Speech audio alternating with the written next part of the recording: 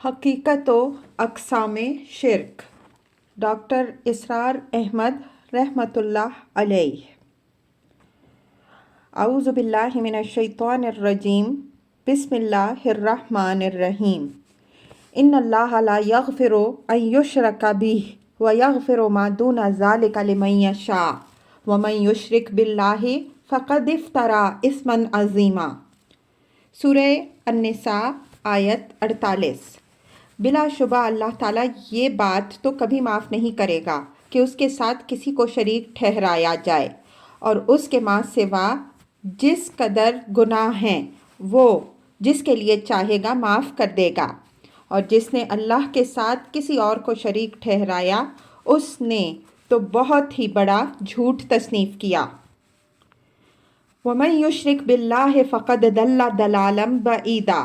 سورہ النساء آیت 116۔ اور جس نے اللہ کے ساتھ کسی کو شریک ٹھہرایا وہ تو گمراہی میں بہت دور نکل گیا۔ وَإِذْ قَالَ لُقْمَانُ لِبَنِيهِ وَهُوَ يَعِظُهُ يَا بُنَيَّ لَا تُشْرِكْ بِاللَّهِ إِنَّ الشِّرْكَ لَظُلْمٌ عَظِيمٌ۔ سورہ لقمان آیت 13۔ اور یاد کرو جب کہ لقمان نے کہا اپنے بیٹے سے، اور وہ اسے نصیحت کر رہے تھے کہ اے میرے بچے، اللہ کے ساتھ شرک نہ کیجیو، یقیناً شرک بہت بڑا ظلم اور بہت بڑی ناانصافی ہے۔ چند تمہیدی باتیں۔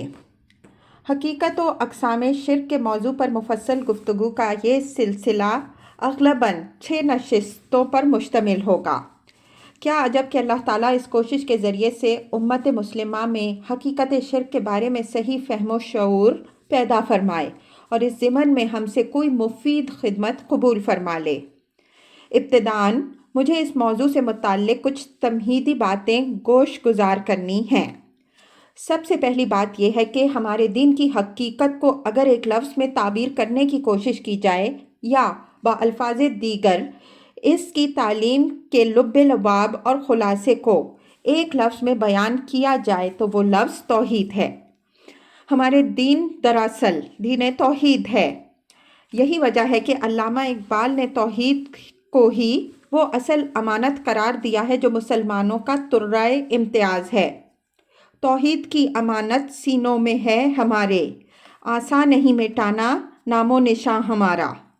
اور جواب شکوہ میں بھی نبی اکرم صلی اللہ علیہ وآلہ وسلم کے مشن کو علامہ اقبال نے اسی ایک لفظ توحید سے تعبیر کیا ہے۔ وقت فرصت ہے کہاں، کام ابھی باقی ہے، نور توحید کا اتمام ابھی باقی ہے۔ تو ہمارا دین اصل میں دین توحید ہے۔ توحید کی ضد شرک ہے۔ شرک چاہے ثنویت کی شکل میں ہو، تثلیت کی شکل میں ہو یا کثرت الہہ کی صورت میں ہو، ان سب صورتوں کو ہم ایک ہی لفظ شرک سے تعبیر کرتے ہیں۔ اور جب یہ بات طے ہے کہ ہمارا دین دین توحید ہے تو اس کا لازمی نتیجہ یہ نکلتا ہے کہ اس دین میں سب سے بڑا جرم اور سب سے بڑا گناہ جو ناقابل درگزر ہے وہ شرک ہے۔ چنانچہ یہی بات سورہ نساء میں 2 مرتبہ بھی عینیہ انہی الفاظ میں وارد ہوئی ہے۔ ان اللہ لا یغفر ان یشرک بہ ویغفر ما دون ذلک لمن یشاء۔ آیت 48 اور 116۔ یقیناً اللہ تعالیٰ یہ بات تو ہرگز معاف نہیں کرے گا کہ اس کے ساتھ شرک کیا جائے، البتہ اس سے کمتر گناہ جس کو چاہے گا بخش دے گا۔ اگرچہ اس آیت کو دوسرے گناہوں کے ضمن میں کوئی کھلا لائسنس نہیں سمجھ لینا چاہیے۔ اللہ تعالیٰ کا کوئی پختہ وعدہ اور یقین دہانی نہیں ہے کہ وہ دوسرے گناہ لازماً بخش دے گا، بلکہ الفاظ ہیں لمن یشاء کہ جس کے لیے چاہے گا بخش دے گا۔ لہٰذا یہ ہرگز نہ سمجھا جائے کہ ہمیں کھلی چھٹی مل گئی ہے کہ ہم شرک کے سوا جس گناہ میں چاہے ملوث ہو جائیں، کوئی مواخذہ نہیں ہوگا۔ تاہم امید ضرور دلائی گئی ہے کہ اللہ تعالیٰ کے ہاں شرک کی معافی کی تو کوئی صورت نہیں ہے، البتہ اس سے کمتر گناہ اللہ تعالیٰ جس کو چاہے گا معاف فرما دے گا۔ بہرحال معلوم ہوا کہ ہمارے دین میں سب سے بڑا گناہ، سب سے بڑا جرم جو ناقابل درگزر ہے وہ شرک ہے۔ اس حقیقت کو یوں سمجھیے کہ ازروع قرآن سب سے بڑا ظلم شرک ہے، بلکہ قرآن مجید میں جہاں بھی لفظ ظلم آتا ہے، اگر سیاق و سباق سے اس کے کوئی اور معنی معین نہ ہو رہے ہوں تو وہاں اس کا معنی شرک ہے، اور اسی اعتبار سے ظالمین کا معنی مشرکین ہے۔ چنانچہ آیت زیر گفتگو میں یہ حقیقت بیان ہوئی، ان الشرک لظلم عظیم۔ واقعہ یہ ہے کہ شرک بہت بڑا ظلم ہے۔ عربی زبان میں ظلم کا مطلب ہے وضع الشیء فی غیر محلہ، کسی چیز کو اس کے اصل مقام سے ہٹا کر کسی اور جگہ رکھنا۔ عدل اور انصاف یہ ہے کہ ہر چیز کو اس کے اصل مقام پر رکھا جائے، جبکہ ظلم یہ ہے کہ کسی شے کو اس کے اصل مقام سے ہٹا کر کہیں اور رکھ دیا جائے۔ اب شرک میں بھی ان دو میں سے ایک صورت ہوتی ہے کہ یا تو مخلوقات میں سے کسی کو اٹھا کر اللہ کے برابر بٹھا دیا جاتا ہے، یہ وضع الشیء فی غیر محلہ کی ایک صورت ہے، اور یا پھر اللہ کو نعوذ باللہ گرا کر مخلوقات کی صف میں لایا جاتا ہے، اور یہ وضع الشیء فی غیر محلہ کی دوسری صورت ہے۔ تو معلوم ہوا کہ ظلم کا سب سے بڑا مصداق شرک ہے۔ ایک مرتبہ صحابہ کرام رضی اللہ عنہم اجمعین نے سورہ انعام کی آیت 83 کے حوالے سے نبی اکرم صلی اللہ علیہ وآلہ وسلم سے ظلم کے بارے میں استفسار کیا، تو آپ صلی اللہ علیہ وآلہ وسلم نے سورہ لقمان کی زیر بحث آیت 13 کا حوالہ دے کر فرمایا کہ یہاں ظلم سے مراد شرک ہے۔ جب سورہ انعام کی یہ آیت نازل ہوئی، فَأَيُّ الْفَرِيقَيْنِ أَحَقُّ بِالْأَمْنِ إِن كُنتُمْ تَعْلَمُونَ، حضرت ابراہیم علیہ السلام نے پوچھا کہ اے مشرکوں، اگر تم جانتے ہو تو ذرا بتاؤ کہ دونوں گروہوں موحدین اور مشرکین میں سے کون امن و سکون اور اطمینان کا زیادہ حقدار ہے۔ ایک گروہ مشرکین کا تھا اور ایک موحدین کا۔ ایک طرف صرف ایک اللہ کے ماننے والے تھے، اور دوسری طرف وہ تھے جو اللہ کے ساتھ دوسرے بہت سے معبودوں کے ماننے والے تھے۔ لہٰذا پوچھا گیا کہ ان میں سے حقیقی ذہنی سکون اور حقیقی قلبی اطمینان کا زیادہ مستحق کون ہے؟ یہ سوال کرنے کے بعد قرآن مجید اپنے ایک عام اسلوب کے مطابق خود جواب دیتا ہے، الذین آمنوا ولم یلبسوا ایمانہم بظلم اولئک لہم الامن وہم مہتدون۔ جو لوگ ایمان لائیں اور اپنے ایمان کو کسی ظلم سے ملوث نہ کریں، حقیقت میں امن و سکون اور اطمینان کے مستحق وہی ہیں اور وہی ہدایت یافتہ ہیں، یعنی جو اپنے ایمان کے ساتھ ظلم کا کوئی شائبہ پیدا نہ ہونے دیں۔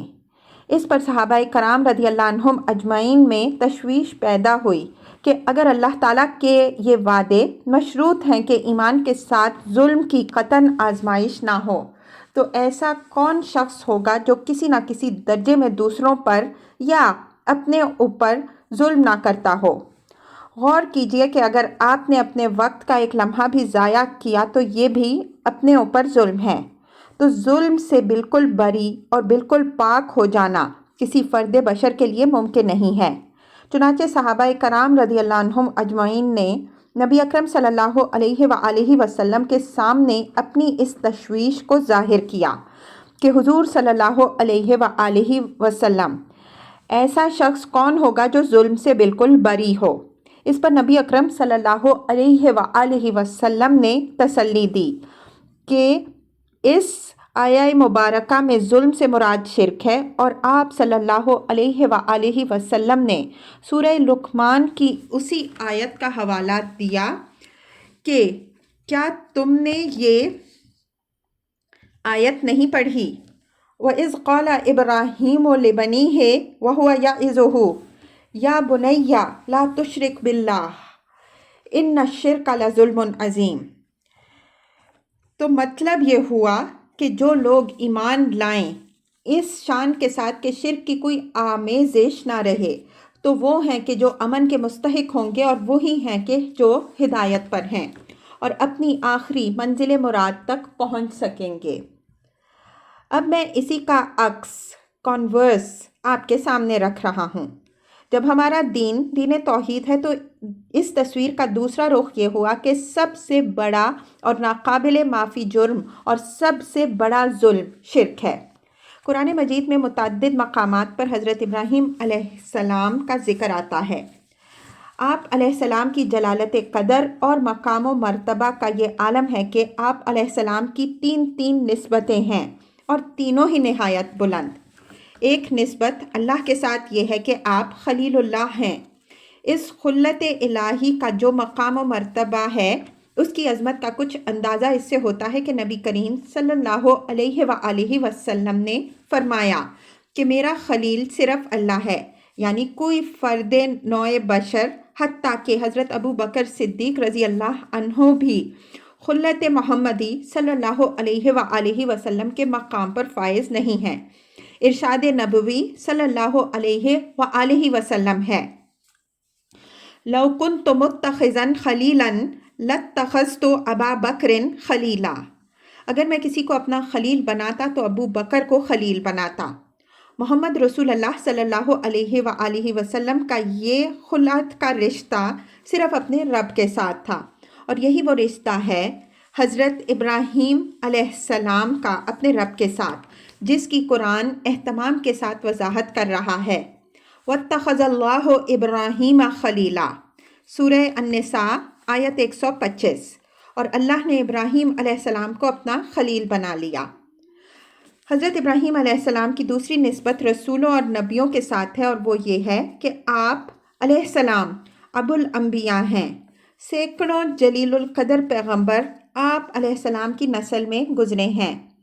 اولو العزم من الرسل میں سے 3 یعنی حضرت موسیٰ، عیسیٰ اور محمد علیہم السلام وصلی اللہ علیہ وآلہ وسلم ابراہیم علیہ السلام کی نسل میں سے ہیں۔ ان میں سے عیسیٰ علیہ السلام اگرچہ بن باپ کے پیدا ہوئے، لیکن ان کی والدہ مریم السلام علیہا تو حضرت ابراہیم علیہ السلام کی نسل میں سے ہیں۔ ان کے علاوہ سینکڑوں نبی آپ علیہ السلام کی نسل میں سے ہیں، تو آپ علیہ السلام ابو الانبیاء ہیں۔ آپ علیہ السلام کی تیسری نسبت پوری نوع انسانی کے ساتھ یہ ہے کہ آپ علیہ السلام امام الناس ہیں۔ ارشاد ربانی ہے، وَإِذِ ابْتَلَىٰ إِبْرَاهِيمَ رَبُّهُ بِكَلِمَاتٍ فَأَتَمَّهُنَّ قَالَ إِنِّي جَاعِلُكَ لِلنَّاسِ إِمَامًا، سورہ البقرہ آیت 124۔ اور یاد کرو جب ابراہیم علیہ السلام کو ان کے رب نے چند باتوں میں آزمایا اور وہ ان سب میں پورا اتر گیا، تو اللہ تعالیٰ نے فرمایا میں تجھے سب لوگوں کا پیشوا بنانے والا ہوں۔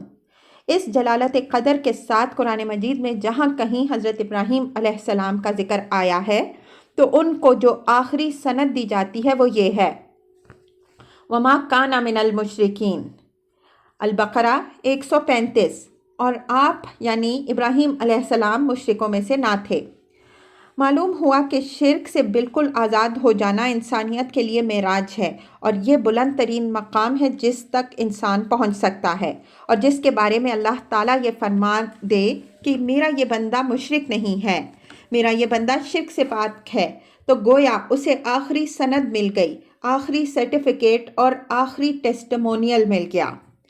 اب تک کی گفتگو سے یہ واضح ہو گیا کہ ایک طرف تو ہمارے دین میں سب سے بڑا جرم، سب سے بڑا گناہ، سب سے بڑا ظلم جو ناقابل عفو ہے وہ شرک ہے، اور دوسری طرف سب سے بڑی سند، سب سے بڑا سرٹیفکیٹ اور سب سے اونچا مقام یہ ہے کہ انسان شرک سے بالکل پاک ہو۔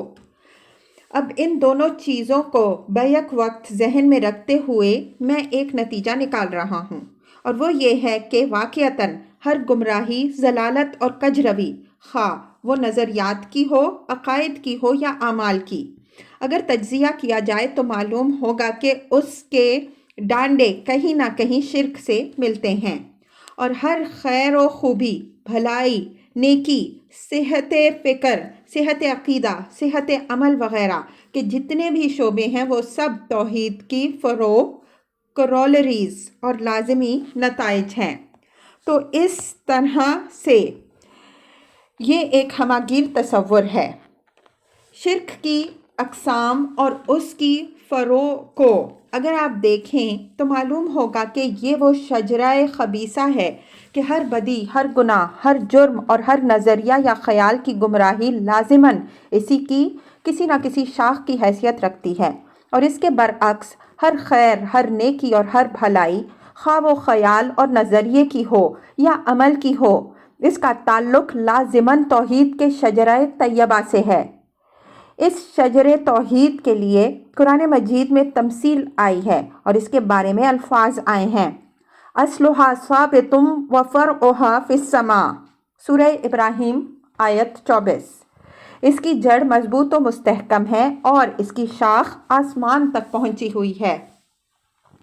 شرک کی ہماگیری کا ایک تصور قرآن مجید میں سورہ یوسف کی آیت 106 میں یوں بیان ہوا ہے: وَمَا يُؤْمِنُ أَكْثَرُهُمْ بِاللَّهِ إِلَّا وَهُمْ مُشْرِكُونَ، اور انسانوں کی اکثریت کا حال یہ ہے کہ وہ اللہ کو مانتے ہیں مگر کسی نہ کسی نوع کے شرک کے ساتھ۔ یہ بات جان لیجئے کہ اللہ تعالیٰ کا انکار تو تاریخ انسانی میں آپ کو شاذ ہی کہیں ملے گا۔ کہیں کہیں اس قسم کے لوگ مل جاتے ہیں کہ جن کی مت بالکل ماری گئی ہو۔ آج کے دور میں بظاہر ایسے محسوس ہوتا ہے کہ خدا کا انکار بہت عروج پر ہے، لیکن واقعہ یہ ہے کہ خدا کو وہ بھی مانتے ہیں جنہیں منکرین خدا سمجھا جاتا ہے۔ در حقیقت انہوں نے مادے کو خدا کے مقام پر لے جا کر بٹھا دیا ہے، خدا کا انکار نہیں کیا ہے۔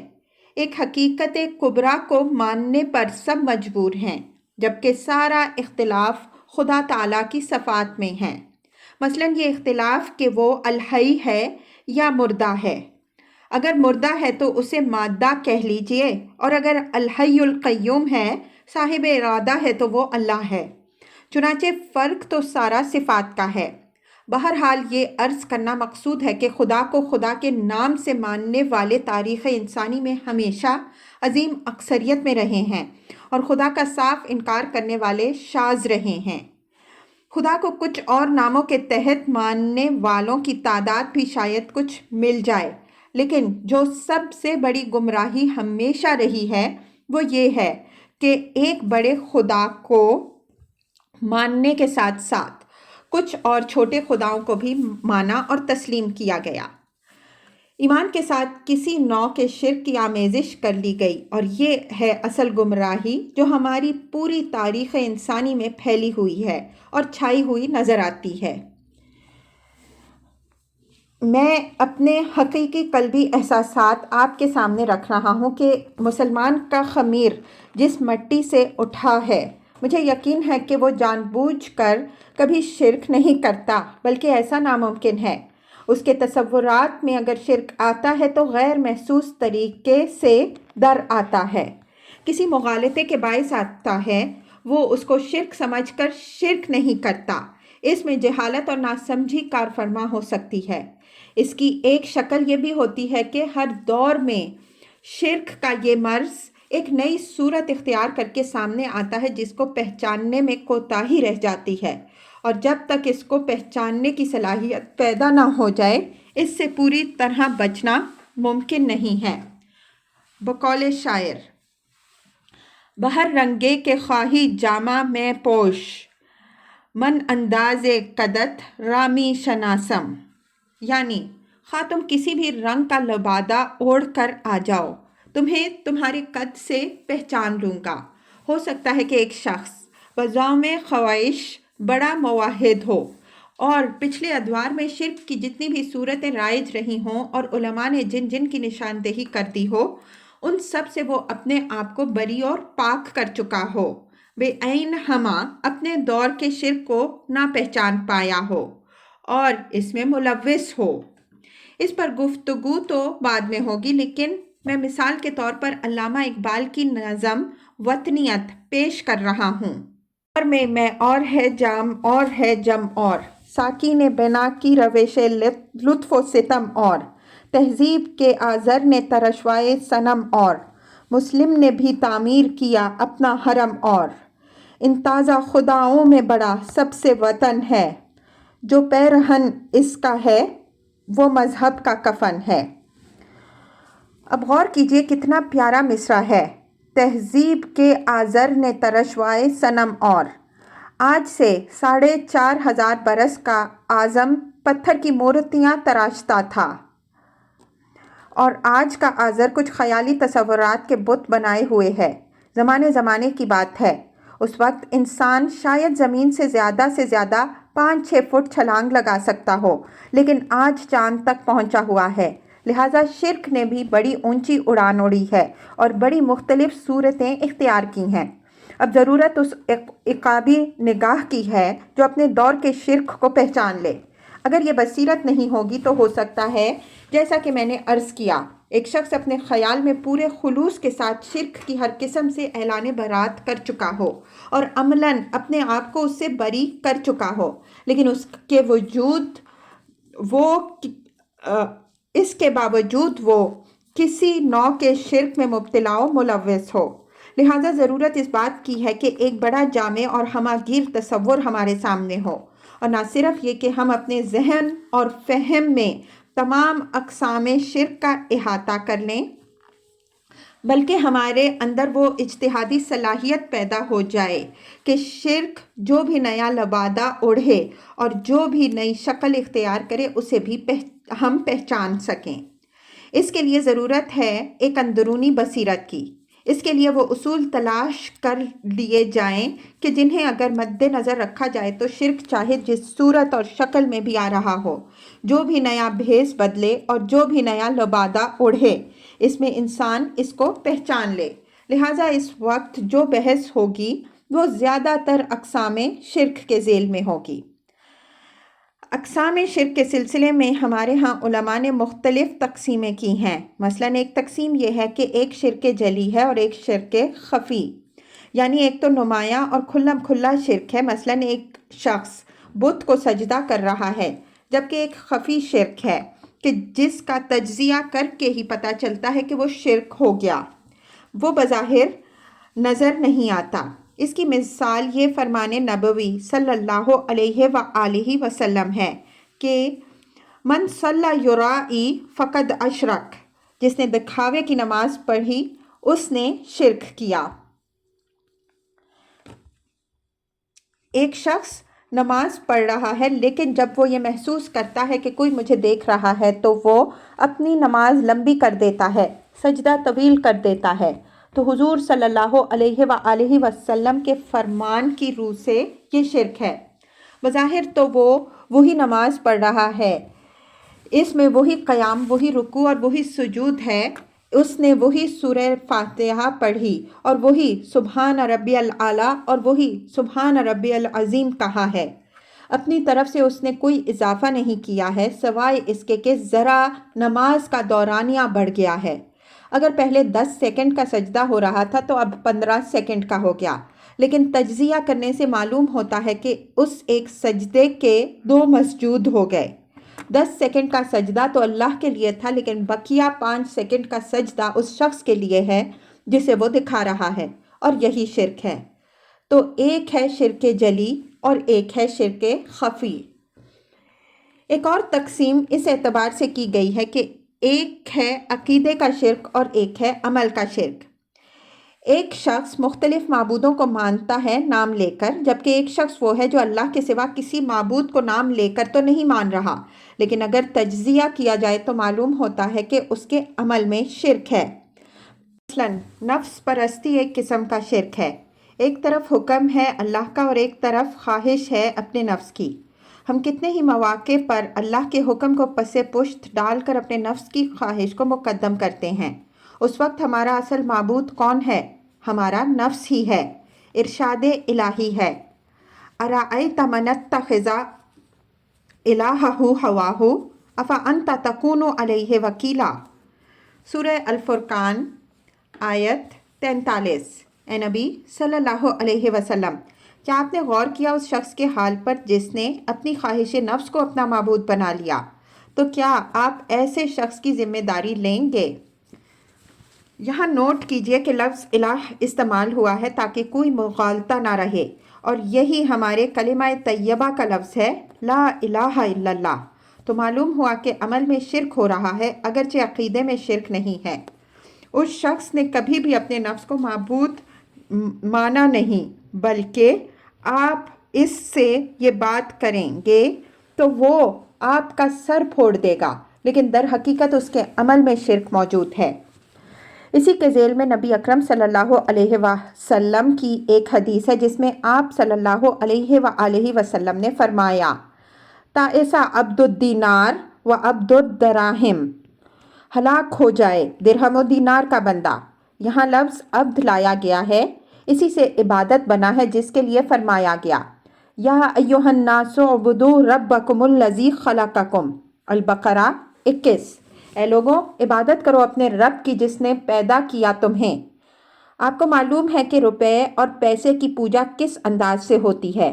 روپے کو کبھی کسی نے معبود نہیں مانا، لیکن اگر کوئی بالفعل اس کی بندگی کر رہا ہے تو اس کا نام خواہ عبد الرحمن ہو یا عبداللہ، لیکن اصل میں وہ عبد الدینار یا عبد الدرہم ہے۔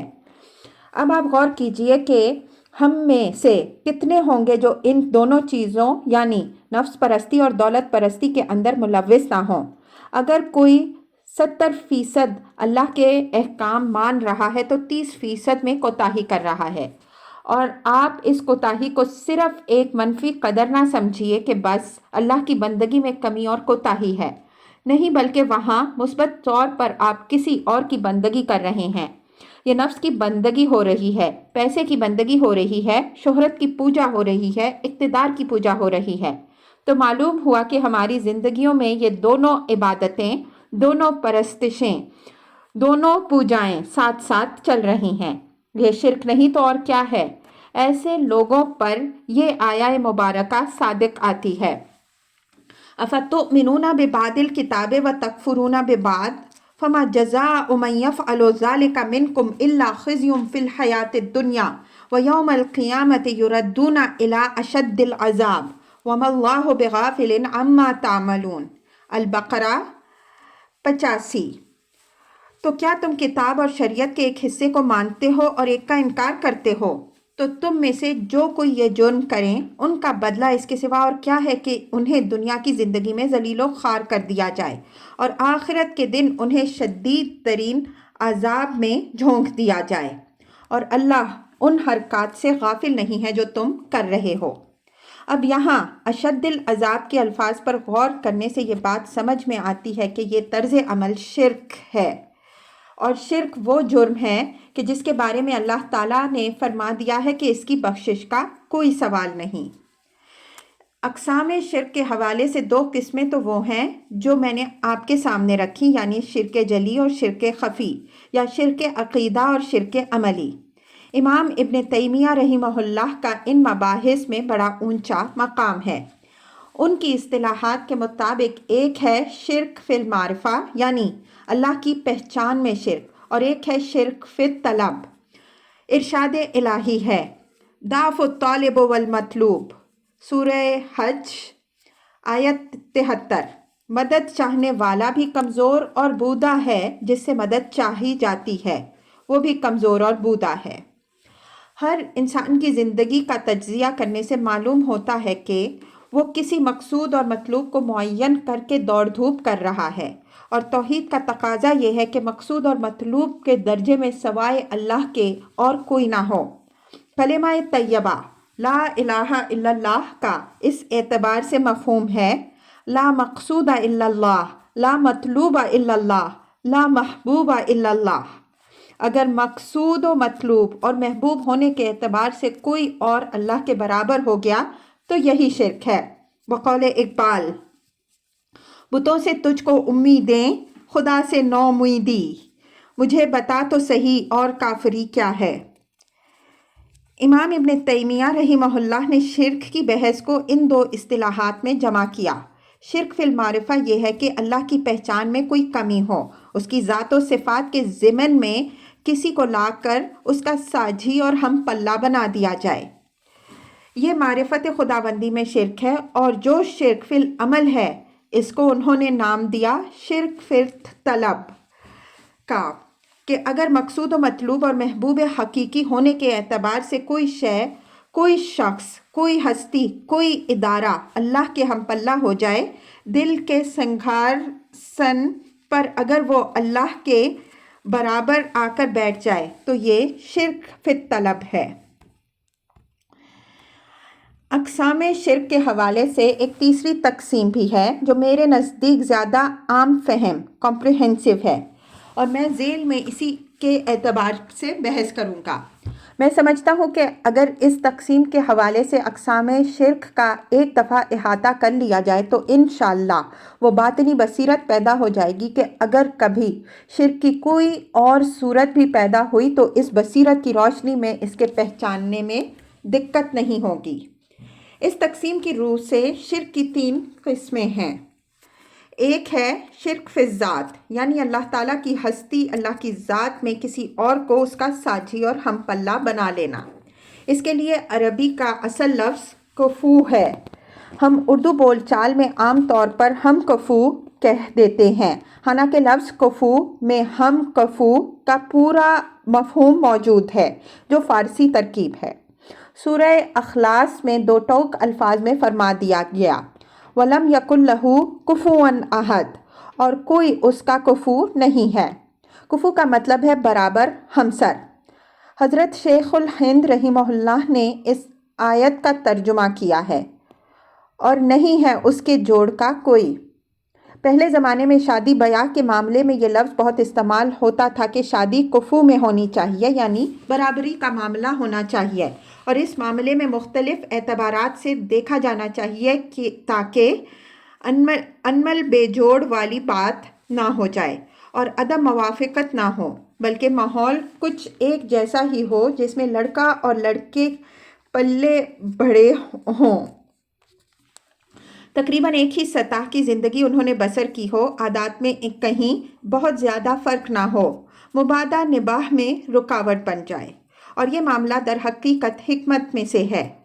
تو اس لفظ کفو کو ذہن میں لائیے کہ کسی کو اللہ کا کفو بنا دینا شرک فی الذات ہے، اور یہ بدترین، عریاں ترین اور گھناؤنا ترین شرک ہے جس پر اللہ تعالیٰ کا غضب بہت بھڑکتا ہے۔ دوسری قسم کا شرک شرک فی الصفات، کہ اللہ تعالیٰ کی صفات میں کسی کو اس کے برابر کر دینا، مد مقابل بنا دینا، ساجی قرار دینا اور مثل بنا دینا۔ آپ علماء کرام کے خطبات میں یہ الفاظ سنتے ہوں گے، لا مثل لہ ولا مثال لہ ولا مثیل لہ ولا ضد لہ ولا ند لہ۔ یہ تمام الفاظ اسی اعتبار سے ہیں کہ شرک کے ہر شائبہ کی نفی ہو جائے، ہر نوعیت کا انکار ہو جائے کہ نہ کوئی اس کا کفو ہے، نہ کوئی اس کی مثل ہے، نہ کوئی اس کی مثال ہے، نہ کوئی اس کا ہم مرتبہ ہے، نہ کوئی اس کا ہم پلہ ہے، نہ کوئی اس کا مد مقابل ہے، نہ کوئی اس کا ساجی ہے۔ تو صفات میں کسی کو کسی بھی پہلو سے اللہ تعالیٰ کے برابر کر دینا شرک فی الصفات ہے، اور میں پیشگی طور پر یہ عرض کر دوں کہ یہ بڑا لطیف اور نازک سا معاملہ ہے، اور اس میں ایک علمی مسئلہ انوالو ہے۔ اس میں چند ایسی لطیف باتیں ہیں کہ اگر وہ مد نظر نہ رہیں تو بڑی آسانی سے انسان کا قدم توحید کی شاہراہ سے ہٹ کر شرک کے کسی راستہ پر پڑ جاتا ہے۔ اس میں مغالطہ بے شعوری طور پر، بلکہ میں تو کہوں گا کہ خلوص کے ساتھ بھی ہو سکتا ہے۔ اس نوع کے شرک کے بارے میں ہشدار کے راہ بردم تیغ است قدم راہ والا معاملہ ہے۔ جیسے پل صراط کے بارے میں کہا جاتا ہے کہ وہ بال سے زیادہ باریک اور تلوار کی دھار سے زیادہ تیز ہے، ایسا ہی معاملہ شرک فی الصفات کا ہے۔ اس کے چند اہم اور موٹے موٹے مسائل پر جب گفتگو ہوگی تو یہ حقیقت واضح ہو جائے گی، اور آپ کو انشاءاللہ الجبرا کے فارمولوں کی طرح وہ بات ہاتھ آ جائے گی، جس کے بعد ایسے بہت سے عقدے جو ہمارے ہاں عقائد کے ضمن میں پڑے ہوئے ہیں اور جن کی وجہ سے بڑی کھینچ تان، کشمکش اور رسہ کشی ہے، وہ تمام عقدے حل ہوتے چلے جائیں گے۔ تیسرا شرک شرک فی الحقوق، یعنی اللہ تعالیٰ کے حقوق میں اس کے ساتھ شرک کرنا، کسی کو حقوق کے معاملے میں اس کا ساجی بنانا یا اس کے برابر کرنا۔ ویسے تو اللہ تعالیٰ کے حقوق اگر گنے جائیں تو بہت ہو جاتے ہیں، لیکن ہاتھی کے پاؤں میں سب کا پاؤں کے مصداق ایک لفظ ایسا بھی ہے کہ جس میں اللہ کے تمام حقوق جمع ہو جاتے ہیں، اور وہ لفظ عبادت ہے، جو تمام انبیاء و رسل علیہم السلام کی دعوت کا مرکزی نقطہ رہا ہے۔ از روئے الفاظ قرآنی या अय्युहन्नासु उब्दू रब्बकुमुल्लज़ी खलक़कुम वल्लज़ीना मिन क़ब्लिकुम लअल्लकुम तत्तक़ून। अल-बक़रा आयत 21। ए लोगों, इबादत करो अपने रब की जिसने पैदा किया तुमको और उनको जो तुमसे पहले गुजरे हैं ताकि तुम बच सको। और या कौम अबुदुल्लाह मा लकुम मिन इलाहिन गैरुह, सूरह हूद आयत 50, 61, 84। ए मेरी कौम, अल्लाह की इबादत करो, उसके सिवा तुम्हारा कोई माबूद नहीं है। और अने अबुदुल्लाह वत्तकूहु व अतीऊन, सूरह नूह आयत 3। ये कि अल्लाह की इबादत करो और उसका तकवा इख्तियार करो और मेरी पैरवी करो। इबादत इंसान की गायत तख्लीक है, उसकी ज़िंदगी का मकसद है, इरशाद इलाही है। वमा खलक़तुल जिन्न वल इंसा इल्ला लियअबुदून, सूरह अज़ारियात आयत 56। और मैंने जिनों और इंसानों को सिर्फ़ अपनी इबादत बंदगी के लिए पैदा किया। लिहाजा इस लफ्ज़ इबादत में अल्लाह ताला के तमाम हुकूक आ गए। चुनाचे शिर्क फ़िल हुकूक को शिर्क फ़िल इबादत कहा जा सकता है। इबादत के 5 रुख हैं जिनके बारे में बहस से मालूम हो जाएगा कि शिर्क फ़िल इबादत की कौन कौन सी सूरतें हैं। इससे हमें इंशाअल्लाह मौजूदा शिर्क के अलावा वो कदीम शिर्क जो दुनिया में पाए गए उन सब का फ़हम शऊर हासिल हो जाएगा, बल्कि वो बसीरत भी पैदा हो जाएगी कि जिसके नतीजे में आइंदा भी अगर ये मर्ज़ किसी और सूरत में ज़ाहिर हुआ तो इसको समझना और पहचानना आसान हो जाएगा।